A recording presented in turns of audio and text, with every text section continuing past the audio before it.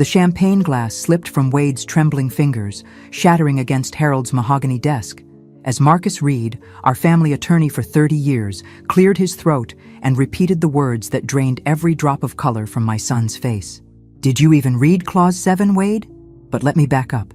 Because, honey, this story starts 3 weeks earlier at my husband's funeral, where my supposedly loving son made it crystal clear what he thought of dear old mom.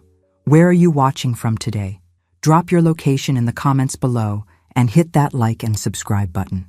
I'm Dorothy Hartwell, and for 43 years, I played the perfect wife to Harold Hartwell, real estate mogul and owner of Hartwell Industries. While he built his empire worth $40 million, I raised our only child, managed his social calendar, and smiled graciously at charity events where people praised my husband's business acumen. What they didn't know was that behind every great man's success was a woman who actually read the fine print. The funeral was everything Harold would have wanted: elegant, expensive, and packed with people who owed him money. Wade, my 42-year-old son, played the grieving heir to perfection, accepting condolences while calculating his inheritance in his head. I could see it in his eyes, the way they lit up when old business associates mentioned the value of the company, the properties, the investment portfolio. After the last mourner left, and we returned home to the estate Harold had built for us in Connecticut, Wade didn't waste time with sentiment. I was still in my black funeral dress, still wearing Harold's favorite perfume because it comforted me, when he cornered me in the kitchen with his wife Angela hovering behind him like a vulture in designer clothes. "Mom, we need to talk about practical matters," he said, loosening his tie with the impatience of a man who'd been waiting for this moment longer than he cared to admit. "Dad's gone, and that changes everything." I poured myself a cup of coffee with hands that weren't quite steady. "What exactly are you saying, Wade?" "I'm saying you can't stay here. This house is too big, too expensive to maintain. You're 68 years old, and frankly, you're going to need care soon." Angela nodded sagely behind him, as if she'd been practicing this speech. "We've looked into Sunset Manor, that lovely place about an hour from here. Very upscale, lots of activities for people your age. The casual cruelty of it hit me like a slap. 3 hours after burying my husband, my son was shipping me off to die among strangers. Wade, this is my home. I've lived here for 25 years. He shrugged, already moving toward the door. "Not anymore. According to Dad's will, I inherit everything. The business, the properties, all of it. I'm being generous by letting you stay until we can arrange your transition." He paused at the doorway, and that's when he delivered the line that changed everything between us forever. "Pack your bags, old lady. You're moving to a nursing home." The next morning, I called Marcus Reed.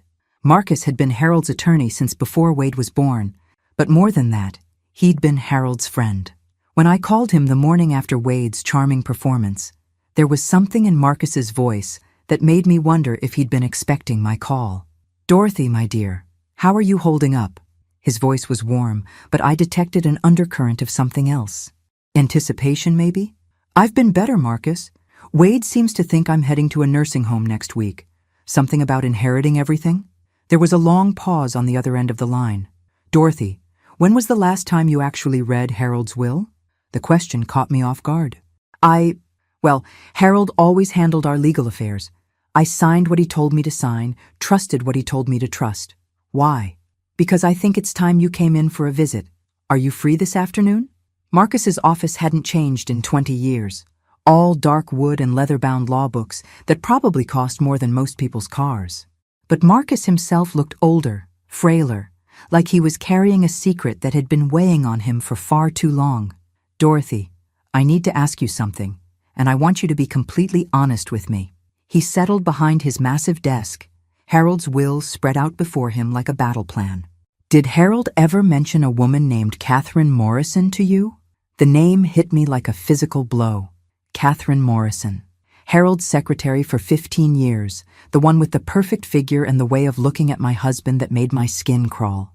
The one who'd left the company suddenly 2 years ago, right around the time Harold started working, late more often. "She was his secretary," I said carefully. "Why?"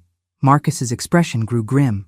"Because 3 years ago, Harold came to see me in a state I'd never seen him in before.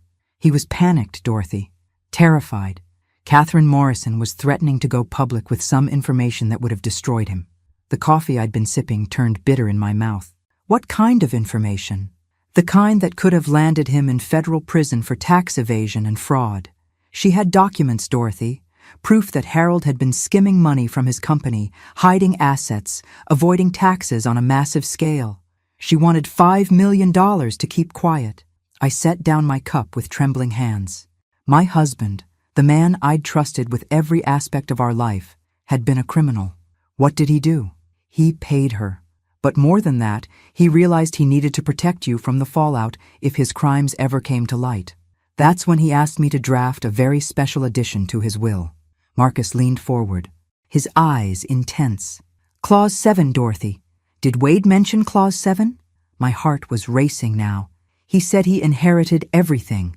That's what he was supposed to think. Harold was very specific about that.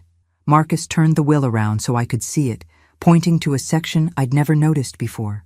Clause 7 states that if Harold dies under suspicious circumstances, or if his business practices are ever called into question by federal authorities, his entire estate reverts to his wife, with his son receiving exactly $1. I stared at the paper, the words swimming before my eyes. But Harold died of a heart attack. There was nothing suspicious about it. Marcus's smile was sharp as a blade. Dorothy, what do you know about Catherine Morrison's current situation? Nothing. She disappeared 2 years ago. She didn't disappear. She's been in federal custody, cooperating with an investigation into tax evasion schemes involving several prominent Connecticut businessmen. Harold's name is at the top of that list. He slid another document across the desk. This arrived this morning. The FBI wants to interview you about your husband's business practices. The room started spinning. Marcus, what are you telling me? I'm telling you that in approximately 1 week, the federal government is going to freeze all of Harold's assets as part of their investigation. Clause 7 will automatically take effect, and you, my dear Dorothy, will become the sole heir to $40 million. He paused, letting that sink in. Wade doesn't know any of this yet. I thought about my son's smug face, his casual cruelty, his assumption that I was just a burden to be disposed of. Then I thought about Sunset Manor, about spending my final years playing bingo with strangers while Wade spent my husband's money on his wife's jewelry collection. When does this happen? I asked. The FBI raid is scheduled for next Tuesday. Wade will get the call about Clause 7 that same afternoon. Marcus leaned back in his chair, and for the first time since Harold's funeral, I saw him smile. I suggest you spend the weekend packing, but not for Sunset Manor. The weekend passed in a strange, suspended reality. Wade and Angela came by Saturday morning to discuss my transition timeline, as they called it, their voices dripping with false concern while they measured rooms for their future renovations. I served them coffee and smiled, playing the confused, grateful mother while my heart hammered with secret knowledge. We've spoken to Sunset Manor, Angela announced, pulling out a folder thick with brochures. They have an opening next week. It's really quite lovely, Mom Hartwell. You'll have your own room, 3 meals a day, and plenty of activities. I nodded along, asking appropriate questions about visiting hours and laundry services while Wade prowled through the house like he was already redecorating. He paused at Harold's study, his eyes lingering on the mahogany desk where his father had built an empire and hidden his crimes. I'll need to go through Dad's papers, he said, more to himself than to me. Sort out the business details, get everything transferred properly. Of course, dear, I replied, not mentioning that Marcus had already arranged for all of Harold's important documents to be secured in a safety deposit box that only I could access. Take your time. Sunday evening, I called my sister Rose in Florida. We hadn't spoken much since Harold's funeral, but Rose had always been the practical one in our family. Rosie, it's Dorothy. I need to ask you something, and I need you not to ask questions. That sounds ominous. What's going on? If I were to show up at your house next week with a couple of suitcases and a story that would curl your hair, would you have room for me? There was a pause, then Rose's laugh, warm and familiar. Dorothy Elizabeth Hartwell, are you finally growing a backbone? Because it's about damn time. Monday morning, I did something I hadn't done in 25 years. I went shopping for myself, not for charity event clothes or funeral attire, but for the kind of wardrobe a woman with $40 million might want. I started at Nordstrom, working my way through department stores I'd forgotten existed, buying clothes that made me feel powerful instead of invisible. The sales associate at the final store, a young woman named Miranda with kind eyes, helped me pick out a navy blue suit that fit like it was custom made. "Special occasion?" she asked as I admired myself in the dressing room mirror. "You could say that. I'm about to have a very important conversation with my son." "Well, you look like a woman who means business." That's exactly what I was going for. Monday evening, I packed my real belongings, the things that mattered to me. Photo albums, my mother's jewelry, the few pieces of Harold's that held sentimental rather than monetary value. I left out 2 suitcases of old clothes, the kind of things a defeated woman might take to a nursing home. Tuesday morning arrived gray and drizzly, fitting weather for what was about to unfold. Wade called at 9 o'clock, his voice tight, with barely controlled excitement. "Mom, I need you to meet me at Marcus's office at 2 o'clock. There are some documents we need to review together." "Documents?" "Just estate stuff, technical details. Don't worry about it." But I was worrying, just not about what Wade thought. I was worrying about whether I'd have the strength to watch my son's world crumble without feeling guilty about it. Because despite everything, despite his cruelty and greed, he was still my child. At exactly noon, my doorbell rang. Through the window, I could see 3 black SUVs parked in my driveway and men in FBI windbreakers walking toward my front door. I took a deep breath, smoothed down my new Navy suit, and went to answer the door. "Mrs. Hartwell? Agent Sarah Thompson, FBI. We have a warrant to search these premises in connection with an ongoing investigation into your late husband's business practices." I stepped aside to let them in, my voice steady and cooperative. "Of course, Agent Thompson. I'm afraid I don't know much about my husband's business, but I'm happy to help however I can." As federal agents swarmed through my house, photographing Harold's study and boxing up his files, I sat calmly in the living room and waited for my phone to ring. At 1:47 p.m. it did. "Mom?" Wade's voice was higher than usual, strained. "Mom, something's happened. The FBI, they're at Dad's office, and Marcus says there's something in the will we need to discuss immediately." "I'll be right there, dear." As I drove to Marcus's office, passing the FBI vehicles still parked in my driveway, I thought about the look on Wade's face when he'd told me to pack my bags, the dismissive wave of his hand when he'd called me an old lady, the complete lack of love or respect in his eyes when he'd planned to ship me off to die among strangers. Some lessons, I reflected, are worth $40 million. Marcus's conference room had never felt so small. Wade sat across from me, his face the color of old parchment, while Angela perched beside him, looking like she might actually faint. The FBI documents were spread across the mahogany table like evidence at a crime scene, which, I supposed, they essentially were. "This is impossible," Wade kept repeating, his voice getting higher with each repetition. "Dad was a legitimate businessman. He built that company from nothing." Marcus adjusted his glasses with the patience of a man who'd been dealing with difficult clients for 40 years. "Wade, your father was indeed a brilliant businessman. Unfortunately, he was also a tax evader on a massive scale. The FBI has documentation going back 15 years. I maintained what I hoped was an appropriately shocked expression while inside. I was calculating. Harold's crimes explained so much: the sudden business trips, the late nights at the office, the way he'd insisted on handling all our finances personally. He hadn't been protecting me from the complexities of money management. He'd been protecting me from the truth. But what does this mean for the inheritance? Angela's voice was sharp with panic. Wade was supposed to inherit everything. Marcus turned to a specific page in the will, his finger tracing the text as he read. Clause 7 is very clear. In the event that the testator's business practices become the subject of federal investigation, or if criminal charges are filed posthumously, the entirety of the estate shall revert to Dorothy Elizabeth Hartwell, with all other beneficiaries receiving the sum of $1. The silence that followed was deafening. Wade stared at the paper like it was written in a foreign language, his mouth opening and closing like a fish gasping for air. $1? He whispered finally. $1, Marcus confirmed. Your father was very specific about that amount. I watched my son's face cycle through disbelief, anger, and finally, a cold calculation that reminded me uncomfortably of Harold in his worst moments. This is ridiculous. Mom doesn't know anything about running a business empire. She'll lose everything within a year. Actually, I said quietly, speaking for the first time since we'd entered the conference room, I know more than you think I do. Wade turned to me with the condescending smile he'd perfected over the years. Mom, no offense, but you've never worked a day in your life. You wouldn't know a stock option from a stock pot. That's when I decided to drop my first bomb. Wade, who do you think balanced your father's personal accounts for the past 20 years?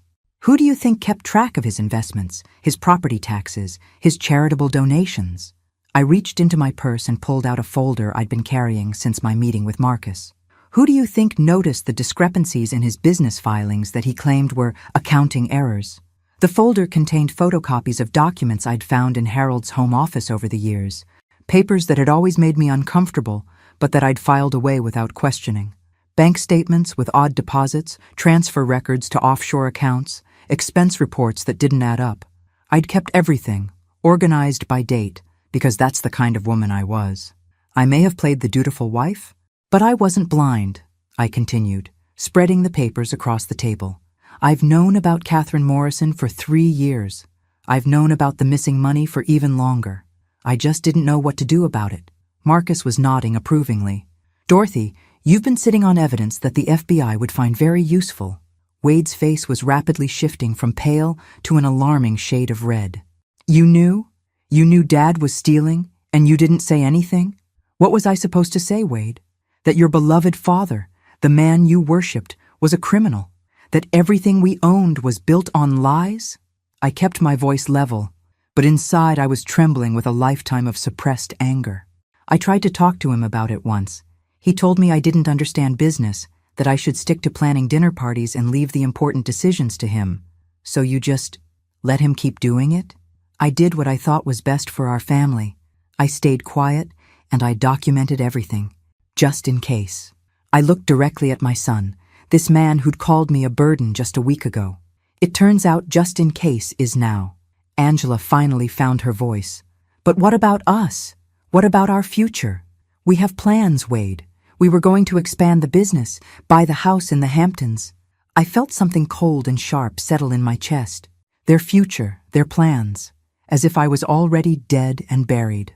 Angela, dear, I said, my voice sweet as poisoned honey, I'm afraid your plans will need to change, because as of this afternoon, I am the sole heir to an estate worth approximately $40 million. I paused, savoring the moment. Well, assuming the FBI doesn't seize everything, of course. Wade shot to his feet, his chair scraping against the hardwood floor. This is insane. You can't run a business. You don't know anything about real estate development or construction management. I stood as well, and for the first time in 25 years, I felt taller than my son. You're absolutely right, Wade. I don't know how to run a business. I smiled, and it felt like the first genuine smile I'd had since Harold's funeral. That's why I'm selling everything. The next morning, I woke up in my own bed for what I knew would be one of the last times. The FBI had finished their initial search, leaving the house feeling violated, but somehow cleaner, as if Harold's secrets had been aired out along with his hidden documents. I made coffee in the kitchen, where Wade had so casually dismissed me, and I planned my new life. My phone had been ringing since 6 a.m. Wade, Angela, various business associates who'd gotten wind of the FBI investigation, and reporters who somehow already knew about the inheritance scandal. I ignored them all except for one call. Dorothy, it's Catherine Morrison. The name still made my stomach clench, but her voice sounded different than I'd expected. Tired, maybe even regretful. I suppose you're calling to gloat, I said, settling into Harold's chair in his study. It felt different now, less like his sanctuary, and more like what it actually was, the command center for a criminal enterprise. Actually, I'm calling to apologize. Catherine's laugh was bitter. I know that sounds ridiculous coming from me, but I wanted you to know that I never meant for Harold to hurt you. I was trying to protect myself, and I didn't think about what it would cost his family. I was quiet for a long moment, processing this unexpected humanization of the woman I'd seen as my enemy for so long. Why are you telling me this? Because the FBI showed me some things during my interviews. Financial records that prove Harold was stealing long before I came to work for him. He'd been skimming money from his investors for almost 20 years, Dorothy.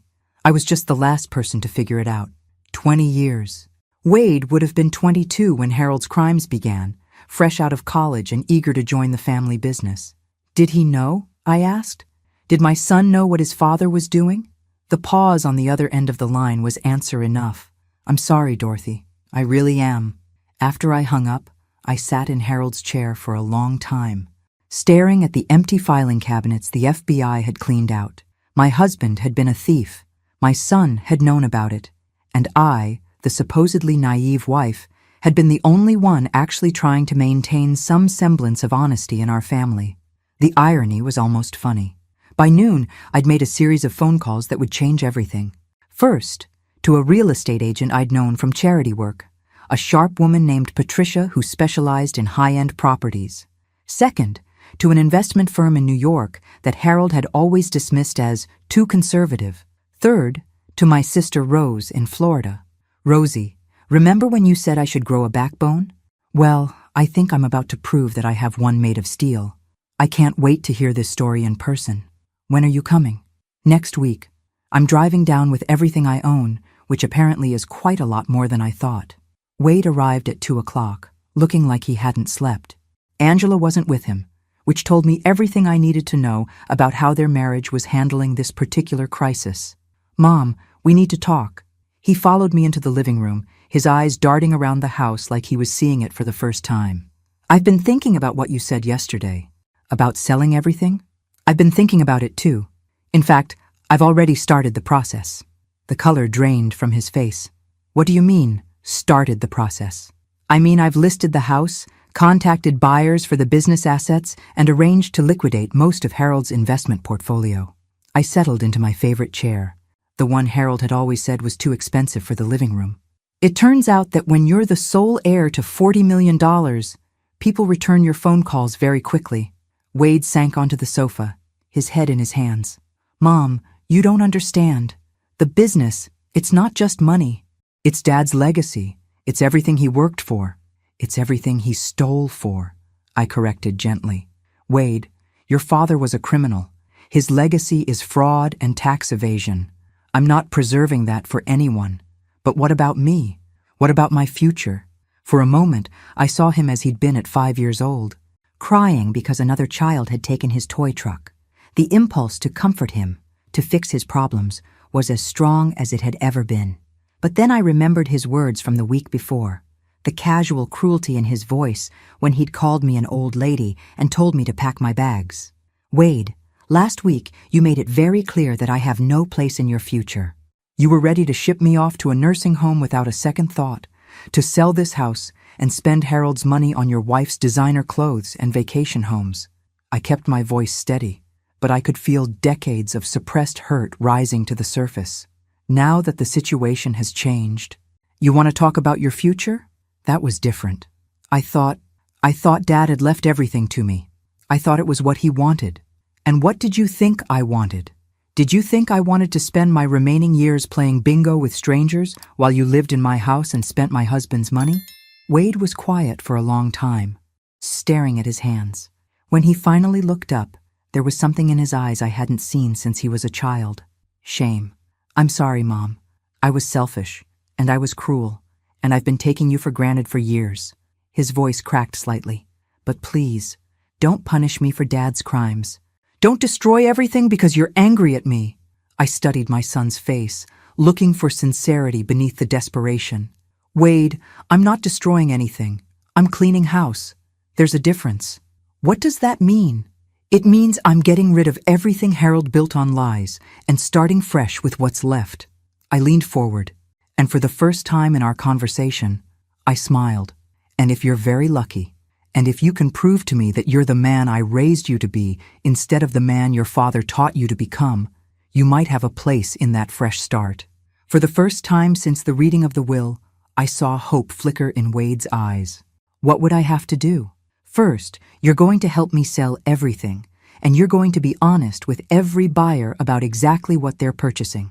Second, you're going to cooperate fully with the FBI investigation, even if it means admitting what you knew And when you knew it. I paused, letting that sink in. And third, you're going to apologize to every investor your father defrauded, even if it takes the rest of your life. Wade nodded slowly. And then? Then we'll see if there's enough honest money left to build something new, something clean. I stood up, smoothing down my skirt. But Wade, understand this. The old rules are gone. I'm not your father's widow anymore.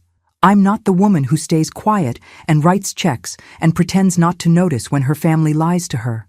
I'm Dorothy Hartwell, and I'm $40 million richer and 40 years wiser, and I will never again let anyone treat me like I don't matter. My son looked at me like he was seeing me for the first time in his life. I understand. Good, because we start tomorrow. 3 weeks later, I stood in the empty living room of what had been my home for 25 years, watching the movers load the last of my personal belongings into a truck bound for Florida. The house had sold in 6 days to a tech entrepreneur who'd paid cash and didn't care about its connection to Harold's crimes. Everything else was following suit with surprising speed. Wade had been true to his word, working 18-hour days to help liquidate the business assets and coordinate with the FBI investigation. He'd lost 15 pounds and gained an understanding of just how deep his father's deceptions had run.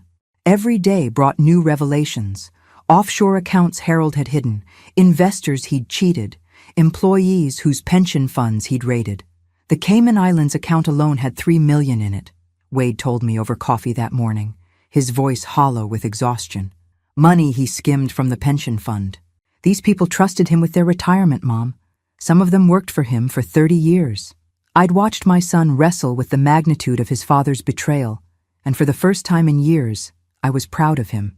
The entitled man who'd tried to ship me off to a nursing home was slowly being replaced by someone who understood the weight of responsibility. We'll make it right, I'd told him. Every penny we can recover goes back to the people Harold stole from. Whatever's left after that, we'll decide what to do with together.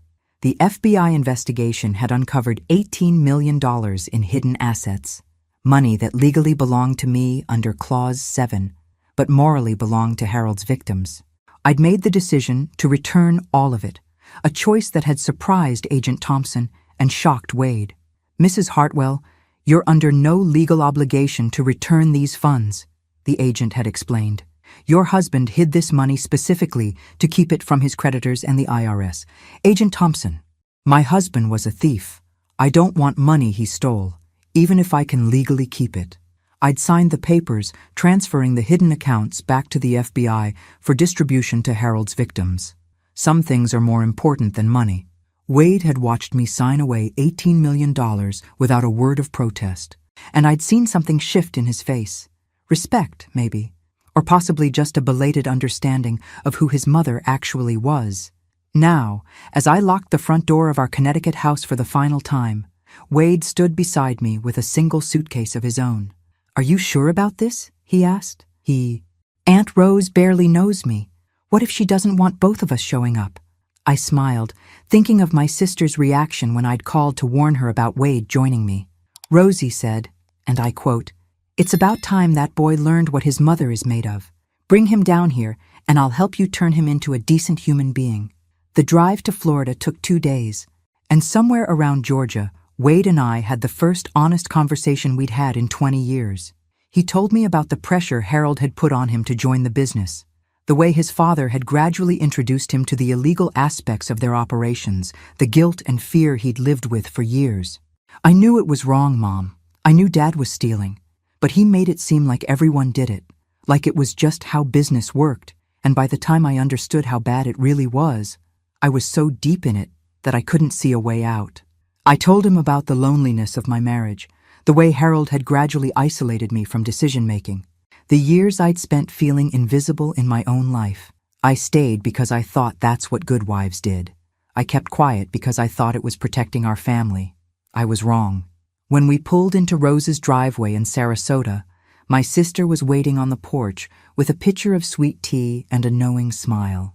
At 65, Rose had the same silver hair as me, but twice the confidence, earned through a successful career as a nurse and 2 marriages to men who'd respected her strength instead of trying to diminish it. "Well, well," she said, as Wade and I climbed out of the car. "Look what the cat dragged in. My baby sister and the son who thought he could put her in a nursing home." Wade had the grace to blush.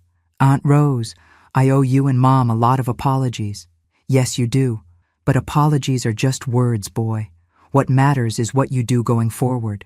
Rose hugged him anyway, then turned to me with tears in her eyes. "Dorothy Elizabeth, you look like a woman who finally remembered she has a spine." That night, sitting on Rose's screened porch and listening to the sound of waves in the distance, I felt something I hadn't experienced in years. Peace. Not the exhausted quiet of submission, but the deep calm that comes from finally living your own life. My phone buzzed with a text from Marcus Reed. "FBI has recovered another $2.3 million from Harold's Swiss account. Also, Patricia found buyers for the last 3 properties. You're officially out of the real estate business." I showed the message to Wade, who was sprawled in a wicker chair looking more relaxed than I'd seen him since childhood. "What's the total?" he asked. "After returning everything to Harold's victims and paying the legal fees, about $22 million. I set down my phone and looked at my son seriously. "Wade, I want you to understand something.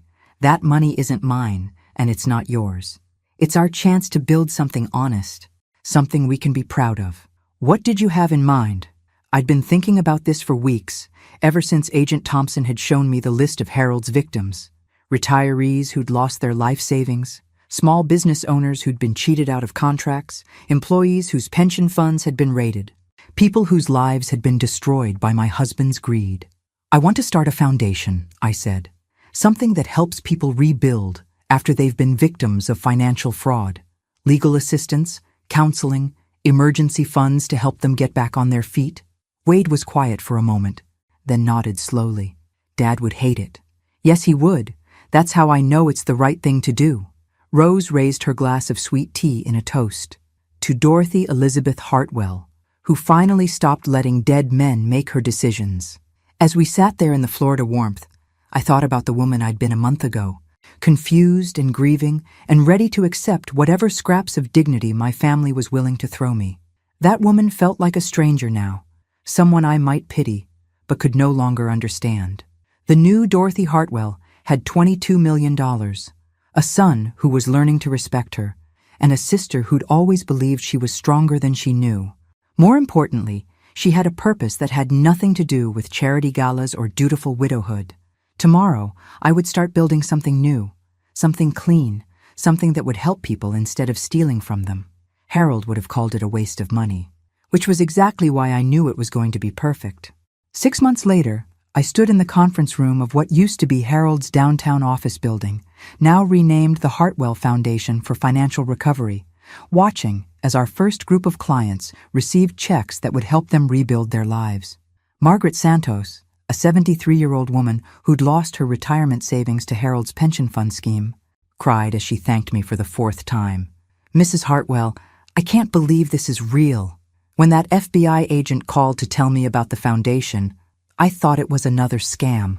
I handed her tissues from the box Wade had strategically placed on every table in the room.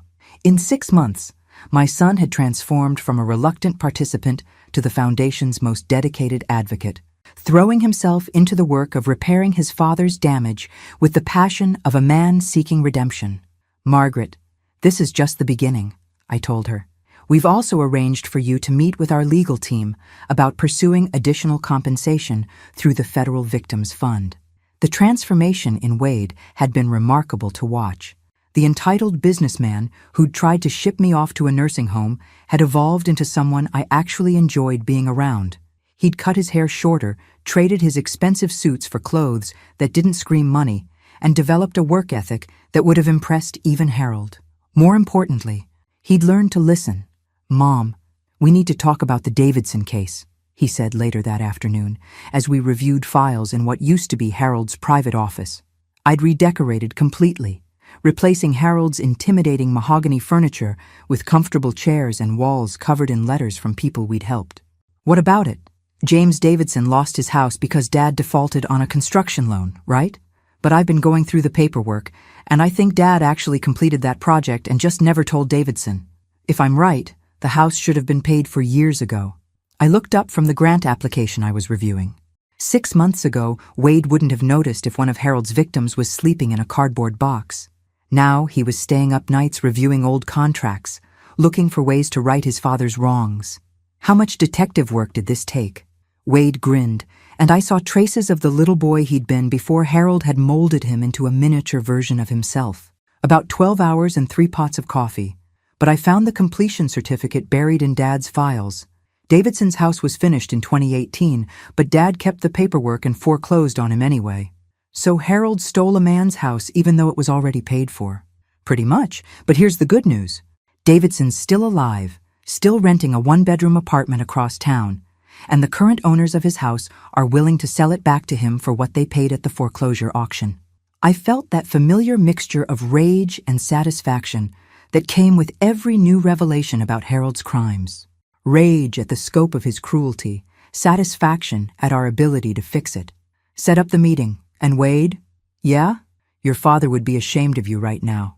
Wade's grin widened. Thanks, Mom. That's the nicest thing you've said to me all week. My phone rang, interrupting our moment.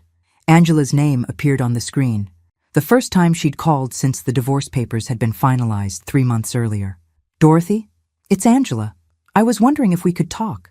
I'd expected this call eventually. Angela had fought the divorce initially, claiming Wade was having some kind of breakdown and that she could help him through it. But faced with a husband who'd chosen honesty over wealth and a foundation that demanded long hours for no salary, she'd decided to cut her losses. What can I do for you, Angela? I wanted to apologize for the way I treated you. The nursing home thing, pressuring Wade to get you out of the house. I was greedy and I was wrong. I watched Wade through the glass wall of my office as he talked animatedly on the phone with what looked like good news for one of our clients. What's really going on, Angela? There was a long pause. I'm dating someone new, Charles Morrison. He's in real estate development. And when I told him about Wade's family situation, he asked me some questions that made me realize, well, that I might have been on the wrong side of things. Charles Morrison. Catherine Morrison's younger brother, if I remembered correctly. The irony was almost too perfect. Angela, I appreciate the apology, but I think it's a little late for that, don't you? I know it is. But Dorothy, I wanted you to know that what you and Wade are doing with the foundation, it's incredible. Charles showed me some articles about your work, and I realized that the man I married would never have been capable of what Wade's doing now. She was right about that. The Wade who'd tried to institutionalize me 6 months ago would never have spent his Saturday afternoon helping a 70-year-old man reclaim the house Harold had stolen from him. Wade's become the man I always hoped he could be, I said. It just took losing everything for him to find it. And you? How are you doing with all this? I looked around my office with its comfortable furniture and walls full of thank you letters from people whose lives we'd helped rebuild. Through the window, I could see the Tampa Bay waterfront, where I now lived in a modest condo that was entirely mine. No husband's legacy to maintain, no son's expectations to meet, no one's approval to seek but my own. Angela, I'm 70 years old. I run a foundation that gives away millions of dollars. My son actually respects me for the first time in decades. And I go to bed every night knowing that I spent the day making the world a little better than I found it. I paused, thinking about the woman I'd been when Angela first suggested putting me in a nursing home. I've never been happier in my life. After I hung up, Wade knocked on my office door. Good news or bad news first? Always good news first. James Davidson's getting his house back. The current owners just agreed to sell, and we're covering the full purchase price plus moving expenses.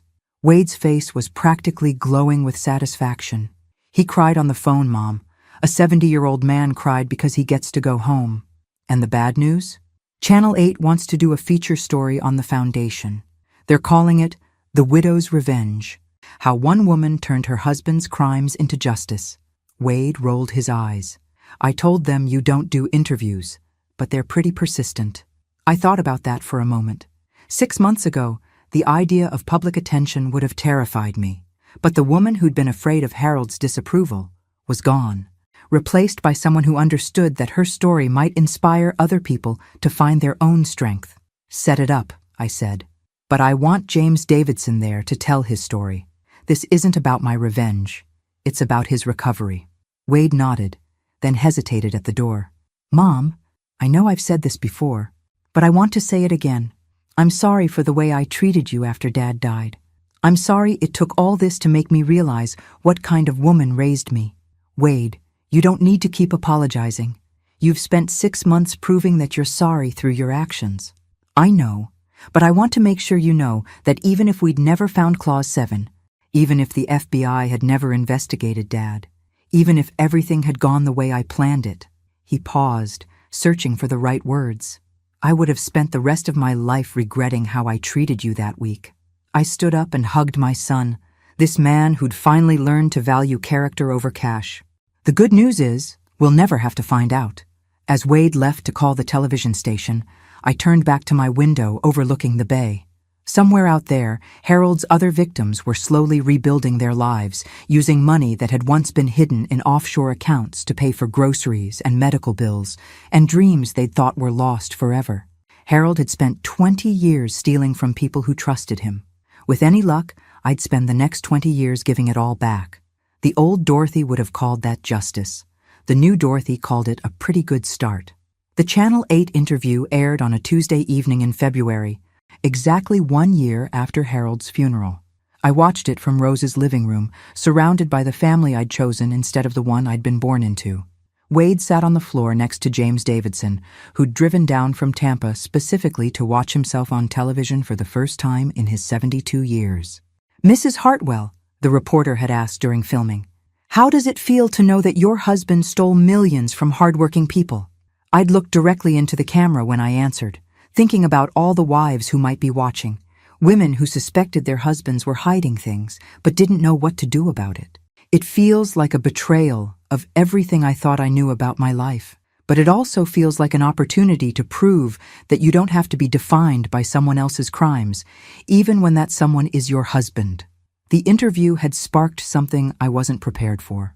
Calls and emails from across the country, women who recognized themselves in my story, wives who discovered their husbands' affairs, embezzlement, tax evasion, or worse, women who'd been told they were too old, too naive, too dependent to survive on their own. "Dorothy, you're going to need to hire staff just to handle the correspondence," Rose said, as she brought me a stack of letters that had arrived that morning. "This one's from a woman in Oregon whose husband has been stealing from his law firm's client accounts." I read the letter, my heart aching for another woman who'd spent years ignoring red flags and making excuses. Margaret Chen had been married for 35 years to a man who'd been embezzling money from his law practice to fund a gambling addiction. She'd discovered the truth when FBI agents showed up at her door with a warrant, just like they had with me. "She wants to know if there's a support group for spouses of white-collar criminals," Wade said, reading over my shoulder. "Mom, maybe that's something we should think about adding to the foundation." The foundation had grown beyond anything I'd imagined. What had started as a simple victims' compensation fund had evolved into a comprehensive support network offering legal aid, financial counseling, and emotional support for people rebuilding their lives after fraud. We'd helped more than 200 families in the past year, returning over $15 million to Harold's victims and helping them navigate the complex process of recovery. But the letters showed me that there was another group of victims I hadn't considered. The family members who discovered they'd been living with criminals. "You know what we need?" I said, an idea forming. "We need a retreat. Somewhere women like Margaret can come to learn that they're not alone, that they don't have to carry their husband's shame." Rose looked up from the letter she was reading. "A retreat where?" I'd been thinking about this for months, actually. One of Harold's properties that we hadn't sold, a small conference center in the North Carolina mountains that he'd used for business meetings. It was isolated, peaceful, and already equipped with meeting rooms and overnight accommodations. I kept the property in Asheville, the Mountaintop Conference Center. We could convert it into a residential program for spouses and family members of financial criminals. Wade was already pulling out his laptop. "I'll start researching what permits we'd need. But Mom, this is brilliant. There's nothing like this anywhere in the country." Over the next 6 months, we transformed Harold's old business retreat into something he would have hated, a place where his victims' families could heal. The Hartwell Recovery Center opened in September with its first group of 12 women, ranging in age from 35 to 78, all dealing with the aftermath of discovering their husbands' crimes. I'd decided to facilitate the first group myself, drawing on a year of experience helping Harold's victims and my own journey, from naive wife to empowered widow. The women arrived on a Sunday afternoon, looking shell-shocked and suspicious, the way I'd felt that day in Marcus's office when he'd first mentioned Clause 7. "My name is Dorothy Hartwell," I told them as we gathered in the main conference room on Monday morning. "1 year ago, I discovered that my husband of 43 years was a criminal who'd stolen millions of dollars from people who trusted him. I thought my life was over." Margaret Chen, the woman from Oregon, raised her hand tentatively. "How do you get past the shame? Everyone in our town knows what David did. I can't go to the grocery store without people staring at me."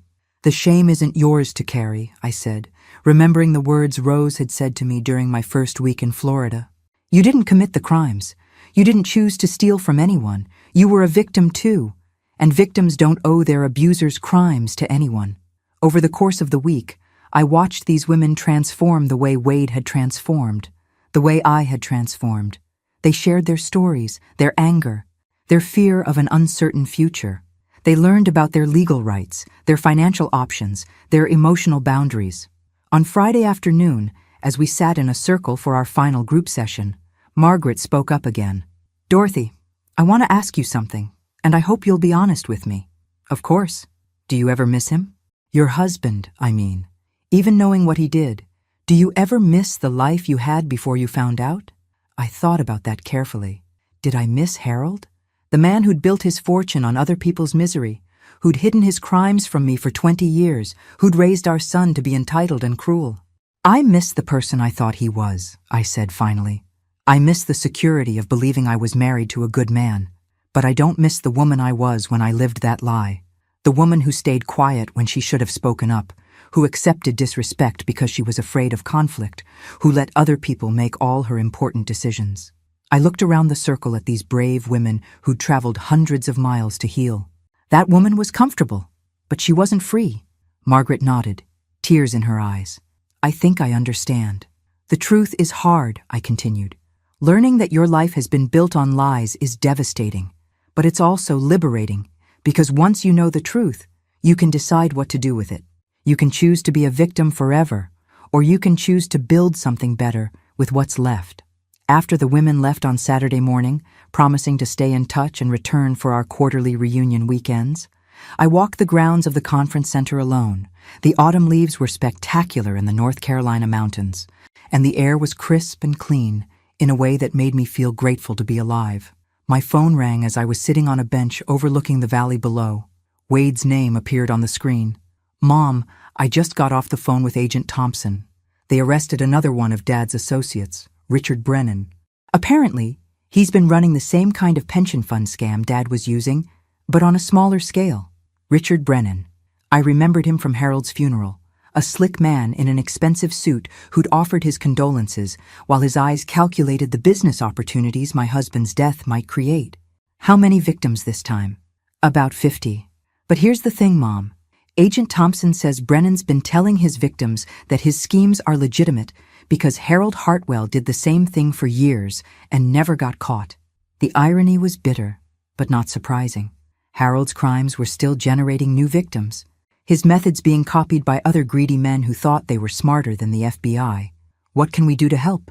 "I'm already working on it. I called Patricia to see if we can expedite the victim compensation process, and I reached out to 3 of Brennan's victims to let them know about our legal aid program."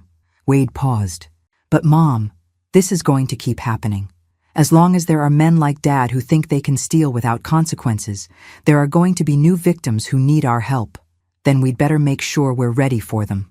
As I hung up and walked back toward the conference center, I thought about the woman I'd been 2 years ago, planning Harold's funeral and believing I was about to become a burden on my ungrateful son. That woman could never have imagined she'd end up running a multi-million-dollar foundation, opening a recovery center, or spending her days helping other people rebuild their lives. Harold had left me $40 million and a lifetime of guilt about how he'd earned it. But in trying to hide his crimes, he'd also left me something more valuable, the legal mechanism to take control of my own life. Clause 7 had been his insurance policy, his way of protecting his assets from federal seizure. Instead, It had become my Declaration of Independence. Tomorrow, I'd fly back to Florida to spend Thanksgiving with Rose and plan the foundation's expansion into 3 new states. Wade would join us, along with his new girlfriend Maria, a legal aid attorney who'd impressed him by caring more about his character than his bank account. But tonight, I'd sit in the conference center where Harold used to plan his crimes and read thank you letters from the people whose lives we'd helped rebuild. And I'd remember that sometimes the most powerful revenge is living well enough to lift up the people your enemies tried to destroy. The old Dorothy would have called that justice. The new Dorothy called it love. 2 years after the FBI raid, I was sitting in a federal courthouse in Manhattan, watching Wade testify against his father's former business partner in what the media had dubbed the largest pension fraud case in Connecticut history. Richard Brennan sat at the defendant's table, his expensive suit and arrogant demeanor reminding me painfully of Harold in his worst moments. Wade had been on the witness stand for 3 hours, methodically explaining how Harold's criminal enterprise had operated, and how Brennan had expanded on those methods to steal from his own victims. My son's voice was steady, professional, and completely without the entitlement that had once defined him. "Mr. Hartwell," the prosecutor continued, "when you first learned about your father's illegal activities, what was your reaction?" Wade glanced at me briefly before answering. I was terrified. My father had taught me that what we were doing was normal, that everyone in business bent the rules to get ahead. It took me years to understand that what we were actually doing was destroying people's lives. "And what changed your perspective?" "My mother." Wade's voice carried a note of pride that made my heart swell. After the FBI investigation, she could have walked away with millions of dollars in legally clean money. Instead, she chose to return everything to my father's victims and dedicate her life to helping others who'd been defrauded. She showed me what integrity actually looks like. Brennan's defense attorney objected to the testimony as irrelevant, but the damage was done. The jury had seen Wade's transformation from entitled criminal to reformed advocate, and I could see in their faces that they understood the power of choosing redemption over greed. During the lunch recess, Wade and I sat in a small cafe near the courthouse, picking at sandwiches while reporters waited outside for statements we had no intention of giving. "How are you feeling?" I asked. "Nervous, relieved, grateful that I get to be on this side of the courtroom instead of that one." Wade studied his coffee cup. "Mom, can I ask you something?" "Of course." "Do you think Dad knew? When he wrote Clause 7, do you think he knew that giving you control of everything would turn you into someone who'd use his money to help his victims?" I'd wondered about that myself many times over the past 2 years. Had Harold suspected that I was stronger than I appeared? Had he known that given the chance, I'd choose justice over comfort? "I think your father underestimated me for 43 years, I said finally. "I don't think he stopped underestimating me when he died." Wade nodded thoughtfully. "I'm glad he was wrong about you. I'm glad you figured that out before it was too late." That afternoon, the jury deliberated for less than 2 hours before returning a guilty verdict on all counts. Brennan would spend the next 20 years in federal prison, and his victims would receive compensation through a fund we'd helped establish. Justice, slow but inevitable. Outside the courthouse, Agent Thompson approached us with something I'd never seen on her face before: a smile. "Mrs. Hartwell, I wanted to thank you personally. Your foundation's cooperation in this case made all the difference. Without the documentation you preserved from your husband's files, we never would have been able to prove the connection between his methods and Brennan's operation. I'm just glad something good came from Harold's papers. More than you know. This conviction is going to help us prosecute 12 other cases involving similar schemes. Your husband may have been a criminal, but the evidence he left behind is going to put a lot of other criminals in prison." As Wade and I walked back to our hotel that evening, my phone rang with a call from Rose. "Dorothy, you need to get back here. There's been a development." "What kind of development?" "The good kind. Channel 8 just called. They want to do a follow-up story about the foundation, but this time it's not just local. They're talking about national coverage. 60 minutes, Dorothy. They want to interview you for 60 minutes. I stopped walking, causing Wade to bump into me on the busy sidewalk. "Rose, I'm not sure I'm ready for that kind of attention." "Honey, you've been ready for that kind of attention your whole life. You just needed to discover you were worth paying attention to." That night, I sat in my hotel room and thought about the path that had led me from Harold's funeral to a federal courthouse to a potential appearance on national television. 3 years ago, I'd been a woman whose greatest fear was disappointing her husband. Now I was someone whose story might inspire other women to find their own strength. The next morning, Wade and I flew back to Florida, where the foundation staff was already fielding calls from reporters, documentary filmmakers, and literary agents who wanted to tell my story. The attention felt surreal, but also somehow inevitable. "Mrs. Hartwell," my assistant Jennifer said as she handed me a stack of messages, "I think you need to see this one first." The message was from Margaret Chen, the woman from Oregon who'd attended our first retreat weekend. She'd written to tell me that she'd testified against her own husband in his embezzlement trial, using techniques we'd taught her about overcoming shame and speaking truth to power. "Dorothy, I wanted you to know that David was convicted yesterday on all counts. He'll serve 8 years in federal prison, and I'll never have to see him again unless I choose to. More importantly, his victims will get their money back, and I'll be able to rebuild my life with a clean conscience. Thank you for showing me that it's possible to be stronger than your worst day." I handed the letter to Wade, who read it with the same mixture of pride and amazement that I felt. "Mom, do you realize what you've done? You've created a movement. Women all over the country are finding the courage to speak up because they saw you do it first." A movement. The word felt too big for what I'd done, which was simply refuse to accept the role of victim that everyone expected me to play. But maybe that was exactly what a movement was. One person's refusal to accept what everyone else thought was inevitable. That afternoon, I called the 60 Minutes producer and agreed to the interview. If my story could help other women find their voices, then I owed it to them to tell it as widely as possible. "But I have one condition," I told the producer. "I want to bring some of the women who've been through our program.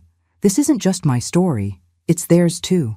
3 weeks later, I sat across from Leslie Stahl in the conference room of the Hartwell Recovery Center, surrounded by 12 women who'd found the strength to rebuild their lives after discovering their husband's crimes. The cameras were rolling, the lights were bright, and for the first time in my life, I felt like exactly the right person to be in exactly the right place. "Mrs. Hartwell," Leslie Stahl asked, "when your son told you to pack your bags and move to a nursing home, did you ever imagine you'd end up here?" I looked around the room at the women who'd become my chosen family, these brave souls who'd traveled from across the country to tell their stories on national television. Margaret Chen from Oregon, Patricia Williams from Texas, Sandra Martinez from Florida, and 9 others who'd refused to let their husbands' crimes define their futures. Leslie, 3 years ago, I was a woman who'd never made an important decision in her life. I let my husband handle the money, my son make the plans, and everyone else decide what was best for me. I smiled, thinking about the person I'd been and the person I'd become. That woman could never have imagined she was capable of any of this. But she also never imagined how strong she'd be when she finally stopped asking for permission to live her own life. As the interview continued, I realized that Harold's greatest crime hadn't been stealing money from his investors. It had been stealing 43 years of my life by convincing me I was too weak to handle the truth. Clause 7 had given me his money, but discovering his lies had given me something far more valuable: myself. The old Dorothy would have called that ironic. The new Dorothy called it perfect justice. 5 years after Harold's funeral, I stood in the ballroom of the Ritz-Carlton in New York City, accepting the Presidential Citizens Medal from a president who praised my work as an example of how ordinary people can accomplish extraordinary things when they refuse to accept injustice. The medal was beautiful, heavy gold on a blue ribbon, but what mattered more were the faces in the audience. Wade sat in the front row next to his wife Maria and their 6-month-old daughter, Dorothy Elizabeth Hartwell Santos, my first grandchild and the most perfect baby ever born. Rose was there with her new boyfriend, a retired teacher who appreciated her fierce independence. Margaret Chen had flown in from Oregon with her own daughter, whom she was finally able to face after years of shame. But the faces that mattered most were scattered throughout the ballroom. 247 women who'd participated in our recovery programs, hundreds of Harold's victims who'd rebuilt their lives with the Foundation's help, and dozens of federal agents who'd used our research to prosecute financial criminals across the country. Mrs. Hartwell's foundation has recovered over $60 million for fraud victims, the president said as I stood beside him on the stage. But more importantly, she's proven that healing is possible, that victims can become survivors, and that sometimes the most powerful response to injustice is helping others find their strength. After the ceremony, I found myself in a quiet corner of the reception, holding my granddaughter and marveling at how much my life had changed since the day Wade had told me to pack my bags. "Penny for your thoughts," Wade said, joining me with 2 glasses of champagne.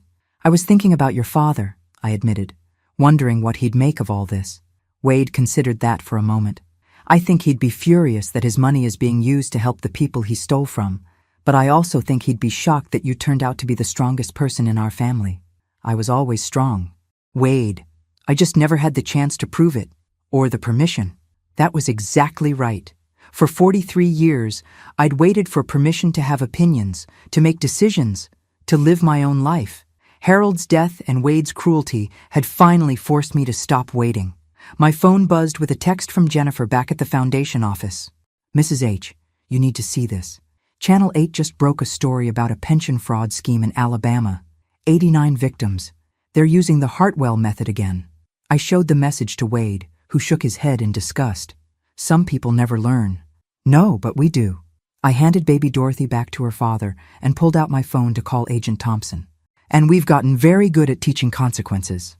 Over the next 6 months, the foundation expanded into Alabama, working with federal investigators to help the pension fraud victims while tracking down assets the perpetrator had hidden. It was our largest case yet, involving a conspiracy that had stolen over $40 million from retirees across 3 states. The mastermind turned out to be Harold's former accountant, a man named Stephen Walsh, who'd attended Harold's funeral and offered his condolences while secretly planning to use Harold's methods for his own schemes. "Mrs. Hartwell," Agent Thompson told me during one of our strategy meetings, "Walsh kept copies of your husband's files. He's been using Harold's playbook like a how-to manual for financial fraud." The irony was nauseating, but not surprising. Harold's crimes had become a blueprint for other criminals, his methods spreading like a virus through the white-collar crime community. But what these new criminals hadn't counted on was that Harold's victims had organized, that his widow had weaponized his money against them, and that his reformed son had dedicated his life to stopping them. "How many more are out there?" I asked. "How many other criminals are using Harold's methods? Based on what we've seen in the past 5 years, probably dozens. Your husband was apparently considered a genius in certain criminal circles." A genius. Harold would have been pleased by that assessment, even if it was describing his ability to steal from people who trusted him. "Agent Thompson, I want to make you an offer," I said. "The foundation has enough money to fund a specialized unit focused on financial fraud cases involving Harold's methods. Investigators, prosecutors, victim advocates, the whole package. What would it take to make that happen?" 6 months later, the Hartwell Financial Crimes Task Force was operational, a joint effort between the FBI, the foundation, and 3 federal prosecutors' offices. We'd helped convict 12 criminals in our first year, recovered over $100 million for their victims, and prevented an estimated $300 million in additional fraud through early intervention. But the real victory wasn't in the numbers. It was in the phone calls from women who'd found the courage to report their husbands' crimes, the emails from fraud victims who'd refused to accept their losses as inevitable, and the letters from children who'd watched their parents rebuild their lives after financial devastation. "You've created something that will outlive all of us," Rose told me during one of our weekly phone calls. "Harold thought he was building a legacy with his stolen money. Instead, he gave you the tools to build something that actually matters." That evening, I sat in my Florida condo with baby Dorothy on my lap, reading her a story about a princess who saved herself instead of waiting for someone else to rescue her. Wade and Maria were in the kitchen making dinner, their voices mixing with the sound of waves outside my window.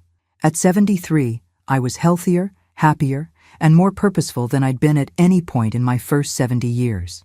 I had meaningful work, genuine relationships, and the deep satisfaction that came from using power to help people instead of hurt them. Harold had left me $40 million, intending it as a consolation prize for a lifetime of quiet obedience. Instead, he'd given me the resources to become the woman I was always meant to be, someone who chose love over fear, justice over comfort, and truth over the easy lie of willful ignorance. My phone rang, interrupting story time. Jennifer's name appeared on the screen. "Mrs. H, sorry to call so late, but I thought you'd want to know. We just got a call from a woman in Seattle whose husband has been stealing from his medical practice. She saw your 60 Minutes interview 3 years ago and finally worked up the courage to report him." "What's her name?" "Linda Morrison. She says she's been married for 32 years and never suspected anything until the FBI showed up at her door this morning." Linda Morrison. Another woman whose life had been built on lies. Another victim of a man she'd trusted completely. In a few hours, she'd be where I'd been 5 years ago. Shocked, grieving, and terrified of an uncertain future. But unlike me, Linda Morrison wouldn't face that future alone. She'd have the Foundation's resources, the Recovery Center's programs, and the support of hundreds of women who'd walked the same path before her. "Jennifer, book me a flight to Seattle for tomorrow morning. And call the Recovery Center to see if we can arrange an emergency slot for Linda in next month's program." "Will do.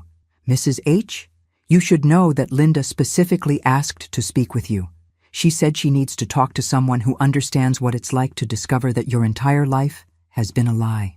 As I hung up and resumed reading to baby Dorothy, I thought about the woman I'd been 5 years ago, broken and defeated in the kitchen where Wade had told me to pack my bags. That woman could never have imagined she'd spend her 70s flying around the country to help strangers rebuild their lives. But she also never imagined how much strength she had hidden inside her. Harold had spent 20 years stealing from people who trusted him, accumulating money and power he thought would make him immortal. Instead, his crimes had become the foundation for something bigger than he'd ever built, a movement of women who refused to let other people's lies define their limits. Wade appeared in the doorway with a bottle of wine and a smile. "Mom, dinner's ready. But first, Maria wants to make a toast." In the dining room, my daughter-in-law raised her glass with tears in her eyes. "To Dorothy, who taught us that it's never too late to become who you were meant to be. And to baby Dorothy, who will grow up knowing that strength and kindness are not opposites, but partners." As we clinked glasses, I looked around the table at the family I'd gained by refusing to accept the family I'd lost. Wade, who'd learned to value character over cash. Maria, who'd chosen to love a reformed man instead of a rich one. Baby Dorothy, who would grow up in a world where her grandmother's story proved that ordinary women could accomplish extraordinary things. Harold's greatest triumph had been convincing me I was powerless. His greatest failure had been underestimating what I'd do with power once I finally claimed it. The old Dorothy would have called that poetic justice. The new Dorothy called it the best possible life, one spent lifting others up instead of tearing them down, building instead of destroying, choosing love over fear every single day. Tomorrow I'd fly to Seattle to help another woman discover her own strength. But tonight, I'd hold my granddaughter and remember that sometimes the most powerful revenge is refusing to let someone else's worst instincts become your life's limitations. Clause 7 had given me Harold's money, but choosing what to do with it had given me something infinitely more valuable, the chance to prove that it's never too late to become the hero of your own story. And that, I thought as baby Dorothy fell asleep in my arms, was worth every penny Harold had ever stolen. Thanks for listening. Don't forget to subscribe and feel free to share your story in the comments. Your voice matters.